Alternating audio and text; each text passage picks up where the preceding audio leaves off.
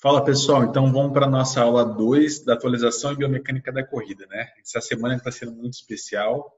Eu espero que vocês tenham gostado da aula um, que a gente abordou conceitos básicos, né, relacionados à biomecânica da corrida, um conhecimento básico em relação a isso. Hoje a gente aprofunda um pouco mais, a gente vai falar um pouco mais da análise 2D, da avaliação, de alguns critérios que a gente pode usar na nossa avaliação, enfim, várias coisas interessantes que a gente pode correlacionar com a biomecânica da corrida. Então, vamos começar. Então, eu vou relembrar para vocês aqui o que a gente conversou das fases, né, da corrida. Então, a relação do impacto, do controle, recuperação e impulso, né? Então, a gente fica variando, né?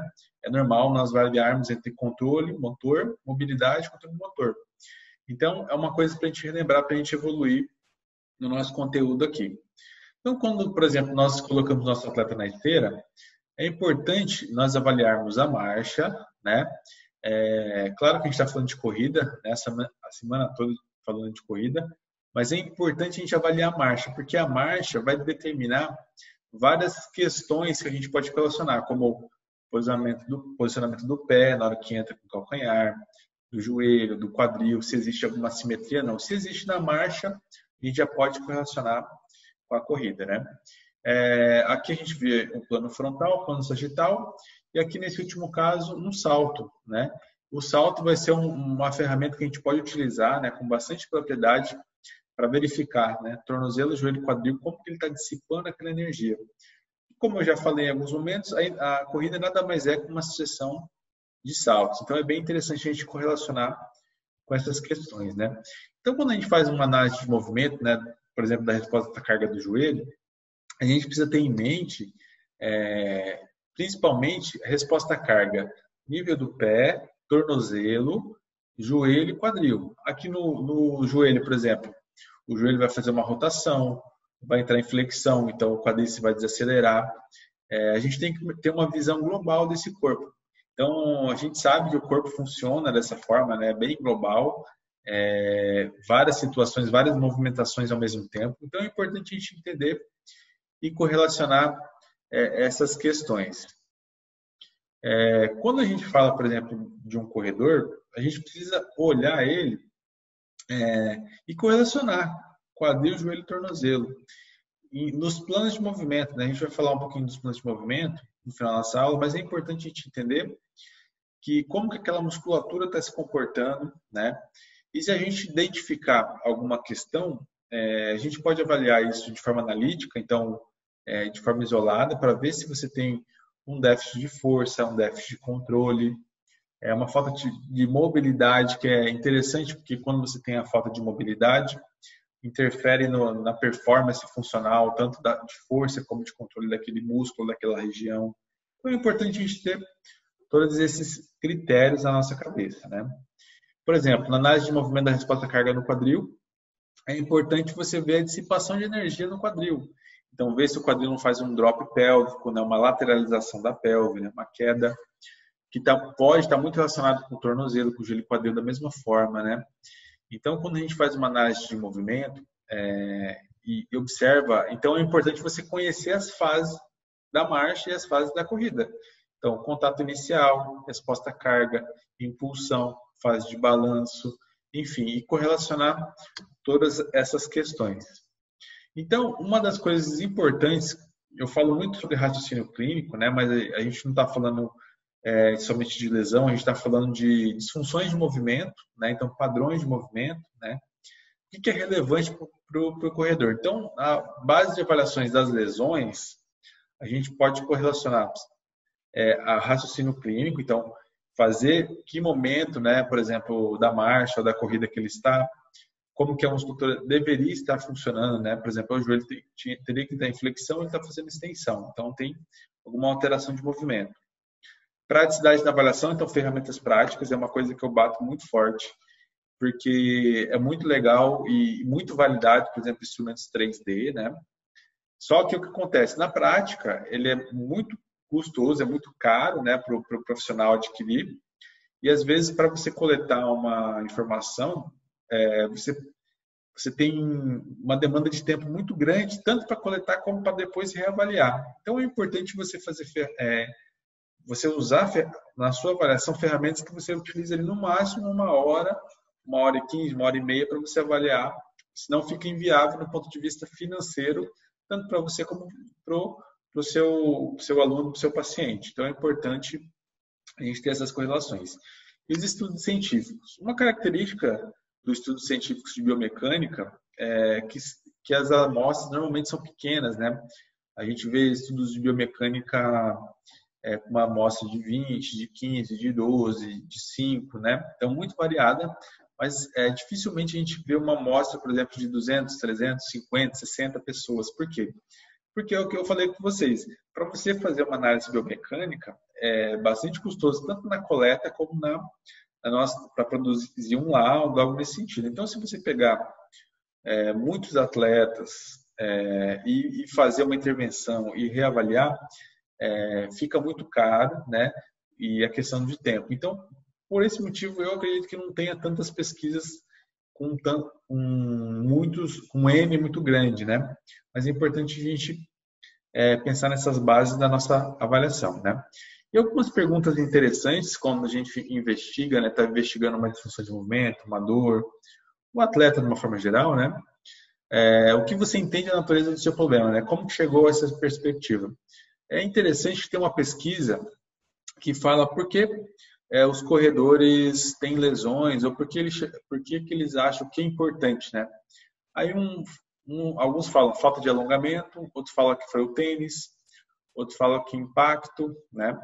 E na verdade é o que eles acham, né? E na ciência a gente não encontra esse respaldo, né? A gente sabe que o alongamento ele não tem um papel fundamental de redução de risco de lesão, de prevenção de lesão, né?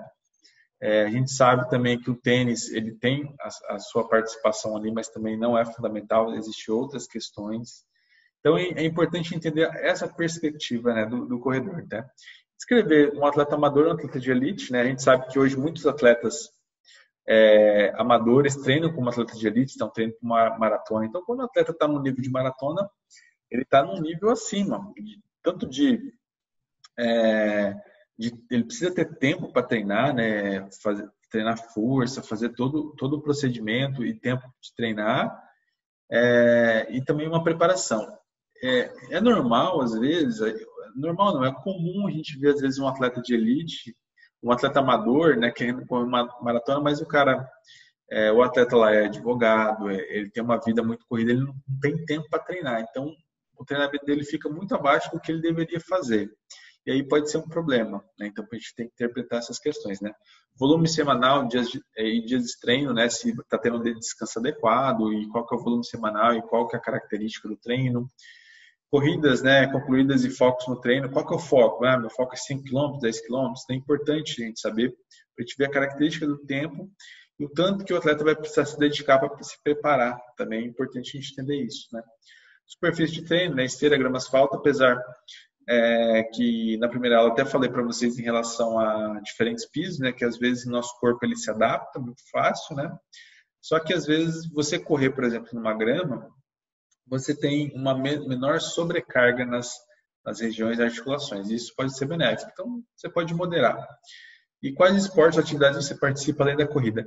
Isso é muito importante. Eu tenho muitos corredores, né, que eu atendo que jogam tênis, jogam squash, praticam ciclismo, né? Então é importante você não ter uma sobrecarga, né, de treinamentos.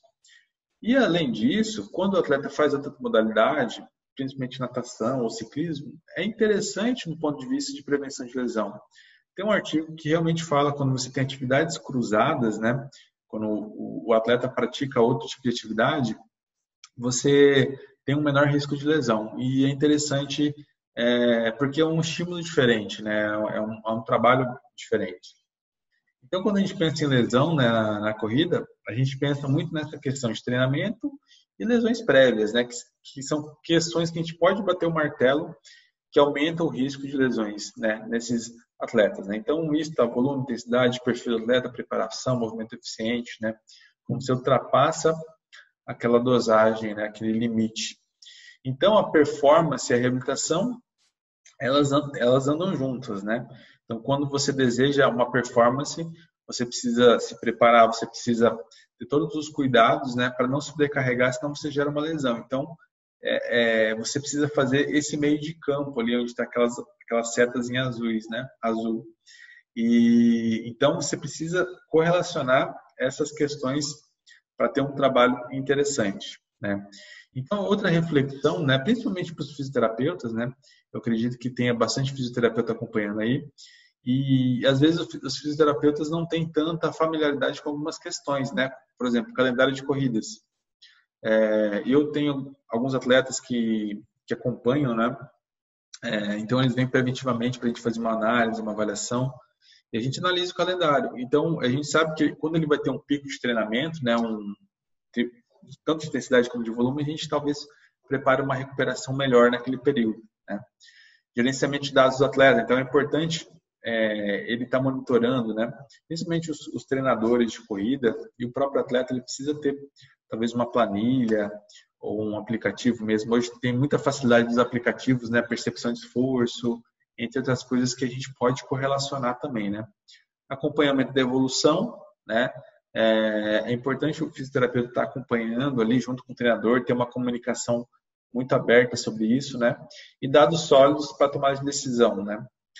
Dados sólidos seriam tudo aquilo que a gente falou: volume de treino, percepção de esforço, nível de dor, né, pós-treinamento. É importante, em muitos artigos a gente conta esse tipo de abordagem, né? É claro que tem que ser coisas práticas. Tem muitas questões de tomar de decisão aqui que não cabe, às vezes, para atletas amadores, por exemplo. Você coletar níveis de CK, por exemplo, ou lactato, algo nesse sentido, que você vai ter fazer algum exame bioquímico, né, não faz muito sentido. Então, tem outras maneiras de a gente monitorar, né, esse atleta para a gente ter dados sólidos para a gente tomar uma decisão em relação à intensidade de treinamento. Claro, o treinador vai fazer isso e a gente juntamente vai fazer essa ponte, né, junto com a reabilitação, com a recuperação e a prevenção de lesão também, né? Então, a capacidade funcional vai ser determinante. Na primeira aula eu mostrei para vocês aquele gráfico de radar e tudo estava relacionado, né? Então, se você aumenta a sua capacidade funcional, a sua biomecânica da corrida naturalmente acaba melhorando ou ficando mais eficiente, né? Então, às vezes é um detalhe que você precisa melhorar na sua capacidade funcional, então melhorar habilidade, resistência, força, controle, equilíbrio, mobilidade, enfim. E para coletar todos esses dados, a gente pode ter várias informações, né? Então, por exemplo, aqui é uma pesquisa, né, que nós estamos fazendo, né, para realmente captar, né, fazer uma coleta da capacidade funcional de corredores. Então, o teste de salto, Y-Balance Test, interessante, saltos unipodais, saltos bipodais, enfim, são testes funcionais, né, que captam questões de mobilidade, questões de controle, você tem um score, você tem um parâmetro para comparar. Existem muitos outros testes, né, que eu não vou comentar aqui, mas existe uma infinidade de testes que a gente pode usar. E a gente tem que montar, né, dentro desses programas, né, a gente vai falar nas aulas ao vivo um pouco mais de como que a gente pode gerenciar, né, para a gente... Tudo isso vai interferir na biomecânica funcional, na biomecânica da corrida, desculpa. Tudo isso vai interferir na biomecânica da corrida do atleta. Então, para você melhorar a biomecânica da corrida, você tem que melhorar a capacidade funcional. Então, você tem que avaliar a capacidade funcional para ver que nível o atleta está, qual é a intervenção que eu posso passar para ele. Então, vai ser interessante essas correlações. Então, aqui uma pergunta para vocês. A análise 2D é a melhor ferramenta inicial, né, de avaliação? Então, eu posso dizer para vocês já que não. A análise 2D a gente vai usar na fase final, talvez, de uma avaliação, né? Então, você vai colocar esse atleta para correr.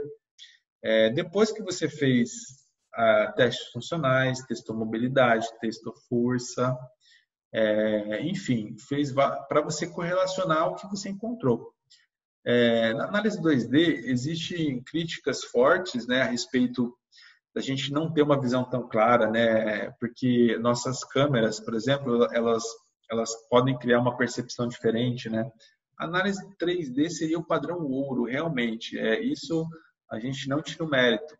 mas é pela praticidade mesmo, a análise 2D acaba sendo mais viável, né, do ponto de vista prático do nosso dia a dia. Então, com o celular, mas a gente pode usar uns critérios, né? Eu falo muito desses critérios. A gente pode usar marcadores, né?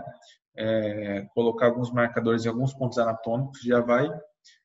Tem um artigo que fala realmente quem usa marcador e quem não usa, a gente tem uma correlação melhor, né, das questões. Utilizar um tripé, né? O tripé é importante para você ter um padrão, né, de coleta nos ângulos, nos planos diferentes, né?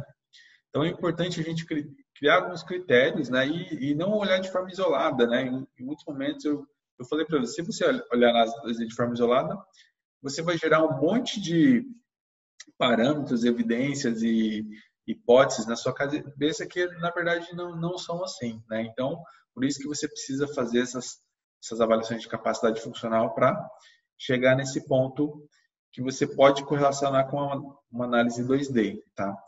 Ferramentas práticas. E os planos de movimento, que são importantíssimos a gente entender tanto nos testes de capacidade funcional como nos testes 2D, que aí vão ser fundamentais. Claro que o plano transverso vai ficar totalmente comprometido, né? A gente teria que ter uma câmera, uma vista de cima para baixo, né, superior, para pegar as rotações, e ainda a gente não conseguiria fazer isso de forma tão prática, né? Então a gente acaba focando muito na análise sagital, né? Plano sagital e plano frontal, plano coronal, né? Então a gente vai encerrar, né, essa aula 2. Espero que vocês tenham gostado. Eu falei sobre vários assuntos aqui, né? Correlacionando um pouquinho com a aula 1. E a aula 3 a gente vai fechar essa semana de atualização da biomecânica da corrida. Então, assistam, as dúvidas a gente vai tirar, né, no chat lá depois, e assistam a aula 3 para a gente ter um papo bem legal e tirar as dúvidas de vocês, beleza?